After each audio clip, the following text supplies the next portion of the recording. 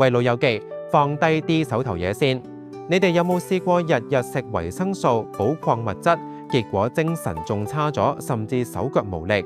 唔使估啦，好大機會係你補嘅嘢喺身體入面打緊交。今日 Uncle Wong 拆解邊啲維生素同礦物質會相衝，條片最後有3個重點一定要記低，包你唔會白補。首先講最常見嘅鈣同鐵組合，呢對簡直係死對頭。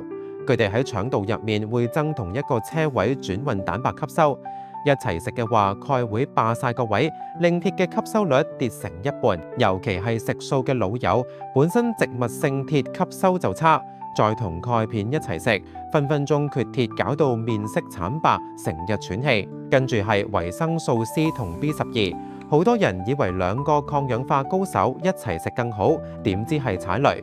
高劑量維 C 會將 B12 變成無活性嘅形式，等身體完全吸收唔到。長期咁樣會缺 B12，搞到記性差，行路搖搖擺擺，嚴重仲會影響神經。仲有鋅同呢對礦物質，好多人為咗增強免疫力狂補鋅，但忽略咗銅。佢哋吸收途徑一樣，鋅太多就會趕走銅，長期落去會缺銅，搞到血色素合成唔到，仲會影響免疫力。英國有研究話，長期高劑量補鋅，銅缺乏機率會大增。仲有維生素 E 同維生素 K， 一個抗凝血，一個負責凝血，簡直係水火不容。高劑量維 E 會抑制 K 嘅凝血功能，嚴重仲會有胃出血、腦出血風險。食抗凝血藥嘅老友千祈唔好亂夾。最後重點嚟啦，記低呢3招，包你補得啱。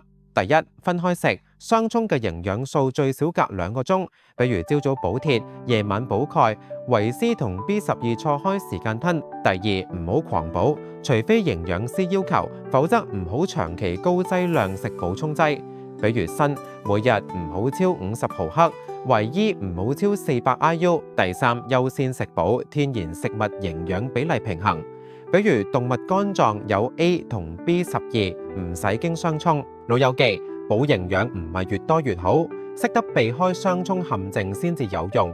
記住最後3招，下次補充劑就唔會白食啦。想知邊啲食物組合最補？點讚關注，下條片同你講。